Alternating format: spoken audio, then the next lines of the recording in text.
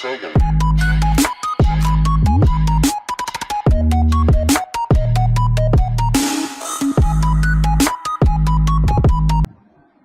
Fala, meus amigos, tudo bem? Eu sou o professor Ebert e estou aqui para uma aula de sociologia.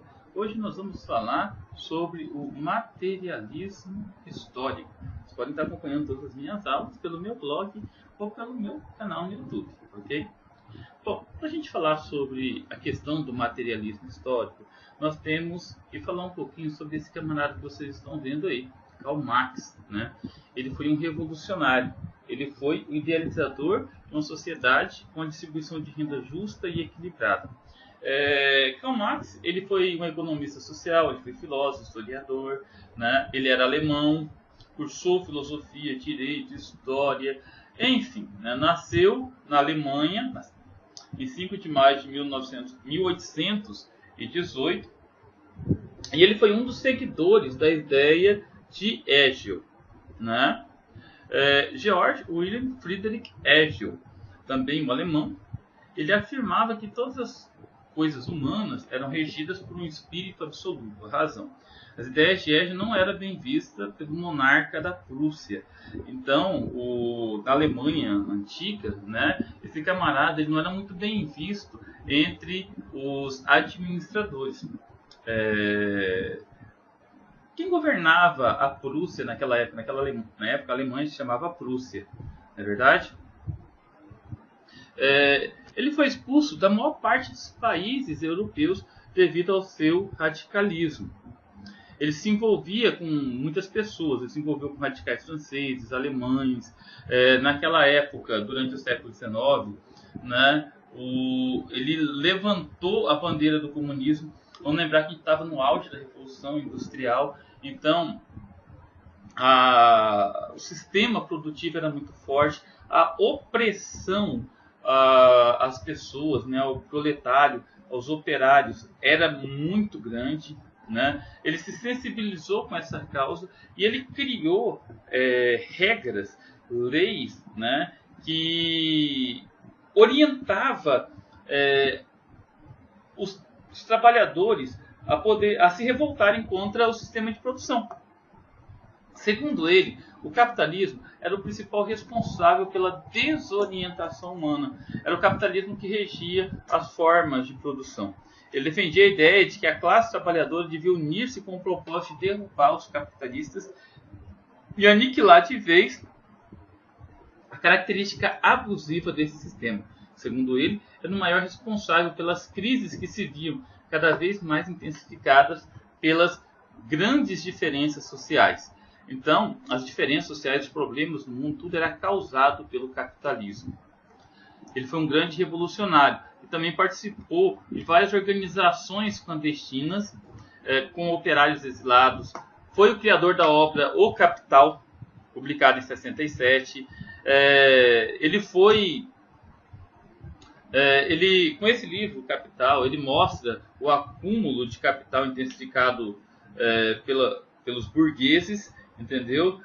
Pelos capitalistas, que esses burgueses, esses capitalistas, que hoje são representados pelos comerciantes, pelos empresários, pelos industriais, entendeu? É a classe que fica cada vez mais rica, né? Ela fica rica às custas do empobrecimento dos operários, né? É por isso que você percebe que todo empresário, todo comerciante, todo latifundiário, o cara vive trocando de carro, aumentando os seus bens e tal, entendeu? Enquanto que os seus funcionários não conseguem crescer junto, pelo contrário, né?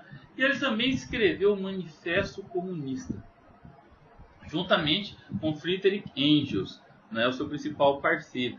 E nesse livro, ele não poupou críticas ao capitalismo, tá? Friedrich Engels também foi um importante filósofo alemão, que nasceu em novembro de 1820, né? E foi um dos principais filósofos, né?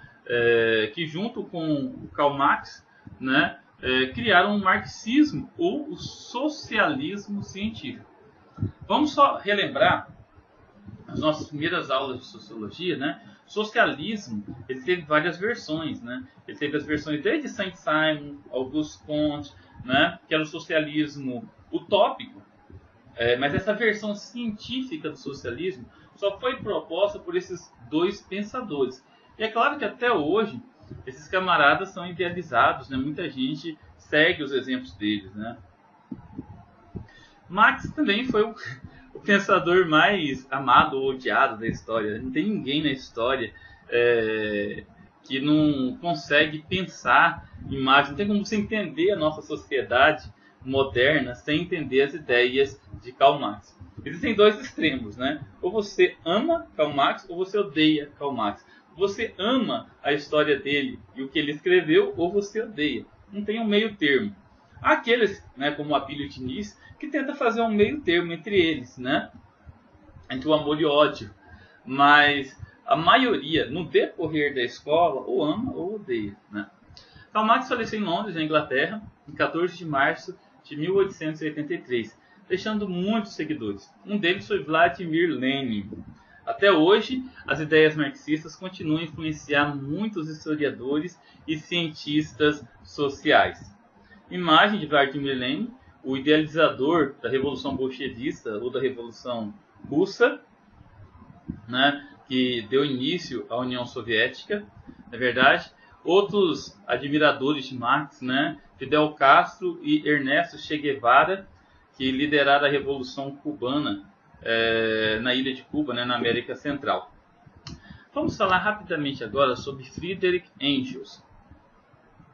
Engels era integrante de uma família rica, industrial, assim como Marx também, né? O Marx não era de uma família rica, mas de uma família burguesa, né? Em 1842 foi morar na Inglaterra para trabalhar na indústria de tecidos do pai, situado na cidade de Manchester. Ao observar as péssimas condições dos trabalhadores na Inglaterra, do século XIX, passou a ter uma visão crítica sobre o capitalismo. Teve contato e identificação com as ideias do socialismo, aproximando-se de Marx. Então, Engels, ele era muito amigo de Marx, ele se aproximou muito de Marx e com as ideias que Marx escrevia em seus livros. Inclusive, durante um determinado momento, né, ele passou até a financiar os escritos de Marx, que não conseguia ser visto, né? Conta alguns sociólogos que ele mandava dinheiro, eles se correspondiam por cartas, né? E tudo que Marx escrevia mandava para Engels que publicava, ia formando para poder publicar. Engels mandava dinheiro para Marx, ele rasgava a cédula no meio, colocava numa carta, mandava metade, na outra correspondência mandava a outra metade, né? Para que não fosse roubado no meio do caminho. No ano de 1844, Engels escreveu a obra A Situação da Classe Trabalhadora na Inglaterra, publicado no ano seguinte. Nessa obra, Engels analisou o capitalismo, apontando as injustiças sociais às quais eram submetidos os trabalhadores. Também, em 1844, escreveu As Origens da Família, da Propriedade Privada e do Estado. No ano de 48, junto com Marx, publicou o Manifesto Comunista, onde foi estabelecida as bases da doutrina comunista. Esse mesmo ano, Engels participou das revoluções de 1848 na Alemanha, Bélgica e França. Em 1850, retornou para a Inglaterra. Foi um importante filósofo, como eu já citei para vocês. Na década de 1850, Engels forneceu apoio financeiro para Marx e escreveu o primeiro volume da principal obra socialista, O Capital.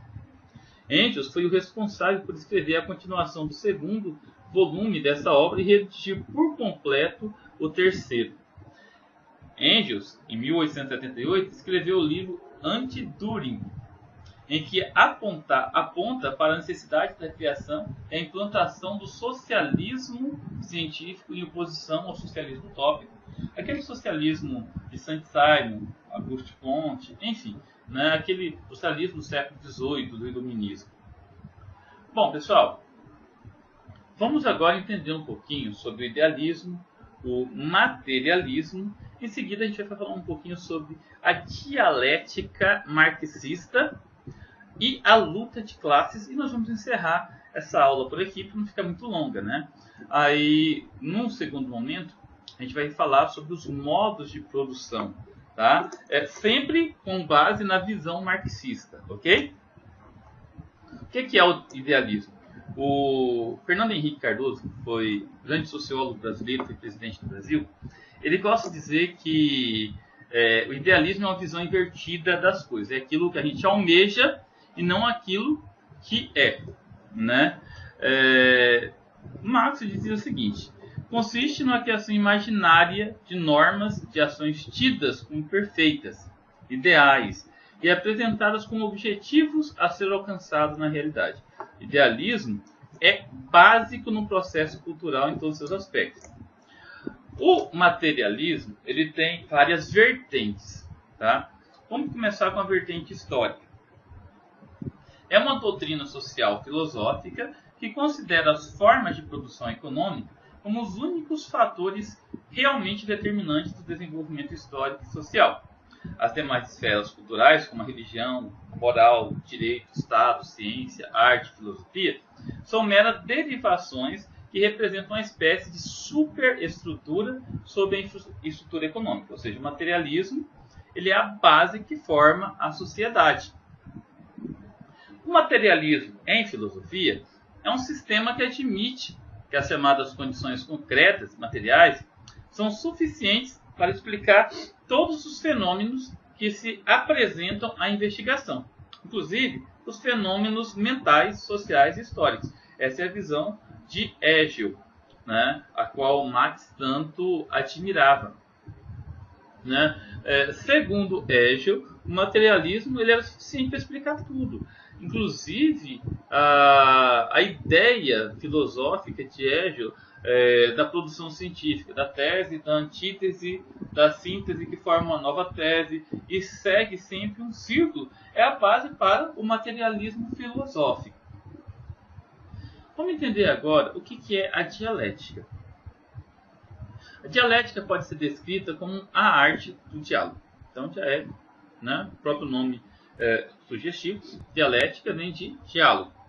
Uma discussão na qual há contraposição de ideias, onde há uma tese, essa tese é defendida, contradita, logo em seguida, uma espécie de debate, né? Sendo ao mesmo tempo uma discussão onde é possível divisar e defender com clareza os conceitos envolvidos. Então a dialética é um diálogo onde você coloca a sua ideia, outro vai contrapor a sua ideia e vocês vão chegar a um denominador comum.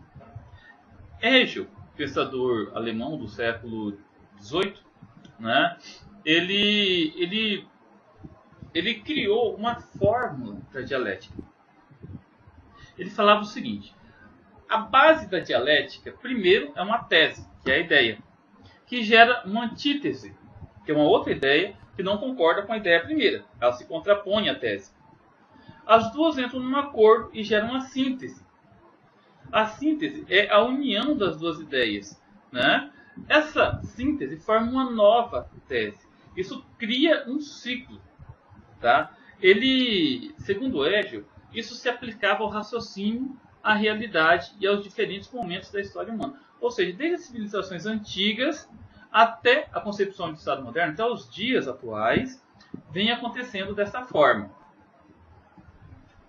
Agora, a dialética marxista já é um pouco diferente das ideias de Hegel, né? Marx ele reformula o conceito de dialética de Hegel, voltando para a sociedade, para as lutas de classe vinculadas a uma determinada organização social, surgindo assim a chamada dialética materialista, ou materialismo dialético.